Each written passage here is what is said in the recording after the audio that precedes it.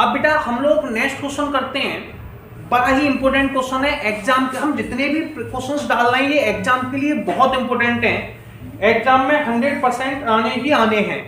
Point clear है? अब बेटा क्वेश्चन है log x। बेटा log x का इंटीग्रल आपको आता है कि नहीं ये बताइए। आपको log x का इंटीग्रल नहीं आता। अगर किसी वैल्यू का इंटीग्रल नहीं आता है तो उस वैल्यू को बेटा 1 में मल्टीप्लाई कर दो। क्या कर दो? 1 का मल्टीप्लाई कर दो। कर दिया। अब मैंने आपको जब ये पढ़ाया था तब एक टॉपिक पढ़ाया था इंटीग्रेट, जब भी दो वैल्यू मल्टीप्लाई में हो तो वहां पर बेटा i8 लगाते। इसमें समझाया था i का मतलब इनवर्स होता है, इनवर्स फंक्शन का मतलब होता है sine inverse x, cos inverse x, tan inverse x। l का मतलब log होता है बेटा, l का मतलब क्या होता है? log।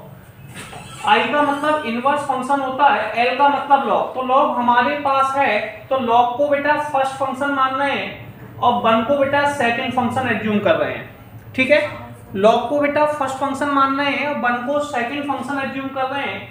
तो बेटा log x को छोड़ा। अब यहाँ पे इंटीग्रेटिंग बाई पार्ट्स का फॉर्मूला लगाओ। पहले को छोड़ा, अगर दो वैल्यू मल्टीप्लाई में है तो फॉर्मूला क्या होता है? पहले को छोड़ा दूसरे का इंटीग्रल माइनस पहले का डिफरेंशियल, पहले का डिफरेंशियल दूसरे का इंटीग्रल और जो आंसर आया बेटा उसका होल इंटीग्रल। बात समझ में आई?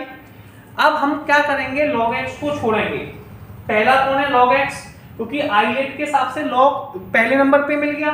तो बेटा log x को छोड़ा, 1 का इंटीग्रल किया माइनस पहले का डिफरेंशियल यानी कि log x का डिफरेंशियल दूसरे का यानी कि 1 का इंटीग्रल और जो आंसर आया बेटा उसका होल इंटीग्रल। Problem clear? 1 का इंटीग्रल बेटा x होता है। 1 का इंटीग्रल कितना होता है? आपको याद होना चाहिए कि भाई 1 का इंटीग्रल x होता है।